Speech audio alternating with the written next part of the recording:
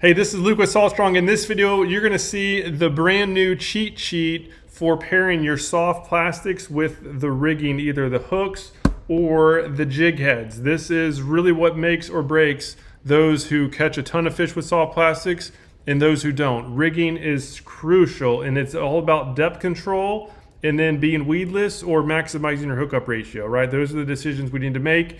And so this new chart, it pairs all of the best soft plastics I've found so far, along with all of the best rigging for each one. And so that way, right, if you're gonna go in the shallows, this is the absolute best lure that I found for covering the shallows when you need to be weedless. But if I was fishing a channel, this would not work so well, right? If I need to get down deeper, I would need to switch over to a jig head. And then, okay, which jig head should it be? And then which weight of the jig head should it be to cover the right depths? And this has it. All right, so let's dive into this cheat sheet. You can see it here on the screen, and we're gonna start with the traditional jig head. So this top section is jig heads. This is where the hook is exposed. So this is gonna have the highest hookup ratio, but you're gonna have a higher chance of getting snagged on the bottom. So you just have to weigh out those odds. But as far as the different products, we have them listed vertically, and then the actual soft plastic, we have those horizontally. So we have the Slam Shady 2.0 Fred Gold Digger. That's what I was just holding. Right, so this is the 2.0. This is a 3.5 inch soft plastic paddle tail. Then we have the Slam Shady Bomber, what has introduced the lures, the big 5-incher. Right, this thing has been awesome here in the fall when I'm recording this. When we have the Power Prawns, both the junior and the senior. Then we have the Alabama Leprechaun, the 5-inch jerkbait, and then we have the Z-Man Slam Shady lures. This is the 3-inch and 4-inch. So this is again great bodies, and we group these together because they're so close. And then we have the 5-inch. This is the Paddler Z, right? So it's going to be it's a little bit longer, a little bit more bulk. So we need to rig it a little bit differently. And then finally we have the Z-Man Easy Shrimp. So a new shrimp pattern that we have. All right, so now for how this works. It's super easy. We have it color coordinated so that you don't have to put a lot of brain power behind this. So what you do for each one, for each lure that you're going to be using, is you look for the green section. What that green section represents is the optimal solution for that particular type, right? So for the traditional jig head, for the Slam Shady 2.0, the best option for that are the trout eye jig heads. So here's an example, right? One of these rigged up on a trout eye jig head. It fits really nice and optimal solution. And as far as the depths, right, the 1/8 ounce, the 3/16, the 1/4 ounce, these are basically the depth ranges that those respective jig heads would have for that lure. So obviously for fishing up in the shallow water, the 1/8 ounce is going to be it, right? Anything under 3 feet. And you'll see there's going to be some overlap, obviously, because there's going to these things do have a range. If you have a fast retrieve, it's going to be higher up in the water.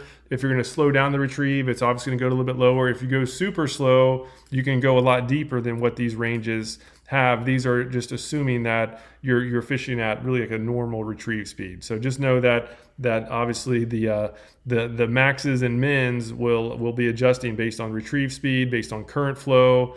Based on wind, right? If there's a lot of wind resistance or current on your line, that's going to keep the lures elevated a little bit more. So you'll just need to account for that. This is really just for the normal type of situations. And so let's say the bait's bigger. We need to go to the bomber, right? This bigger lure. Now instead of the trout eye, we now should go to the redfish eye. So the redfish eye is I have one right here. So it's basically the same thing as a trout eye, but it has a bigger hook. So let me just show you one here. So here's the two hooks. This top one is the trout eye. The bottom one is the redfish eye. You can see the redfish eye is much bigger. That's going to fit this bigger paddle tail better. So that's where you can see. However, yellow means that, hey, it still works. So you can still use the bomber on the trout eye. I do it all the time. It's just not the best, right? The lures don't last quite as long because those fish can really just rip it up much easier. So if you're going to be using a lot of bombers and you need the jig heads, I would say go for the redfish eye. But again, the trout eye works as well as the mission fishing. So I use those a lot too. So this isn't a thing where you have to use one or the other, right? Here's a Slam Shady 2.0 rigged on mission fishing. I use this all the time. It works great. I just like the trout eye a little bit better. It seems to perform better. So that's why the trout eye is green and the mission fishing is orange. So that's how it works. Again, super easy. You can scroll down. There's going to be one green option for every product. and that's the traditional, right? So this is going to be for covering more open water. If you need to be fishing tight to structure, you're fishing seagrass, you're fishing up against mangroves, you're fishing oysters, you're skeeping up under docks, that's when you'll need to use the weedless setups. Your hookup ratio is going to be quite as good, but it's going to save you a ton of hassle, and it's going to have much better results overall. The fact that you can get down there tight to the structure, that's where most of the strikes happen. And this is actually what I use more often than not. So same setup, right? So if we're using the Slam Shady 2.0, which has been on fire lately, is that this is the 2.0 and it'll be on the weighted hook. And so the best solution I found for it, the best size hook is the 3/0.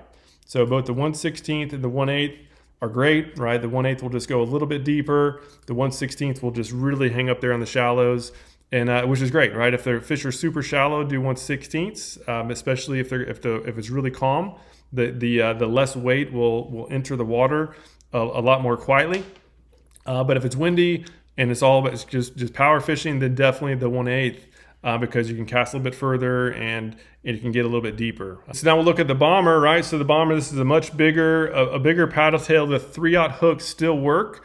It just hurts the hookup ratio a little bit, and so you just have to have a much stronger hook set. But if you can, I would say get the 4/0 and 5/0 hook. Those hooks fit better. This is the 4/0. That's my personal favorite. The 5/0 works great too. So what this cheat sheet does, it really cuts through the details so that you can just quickly look for the green. Okay, I need to get this size hook with this size weight on there, and that's going to again have the optimal results. And same thing for the power prawns. The power prawns are unique.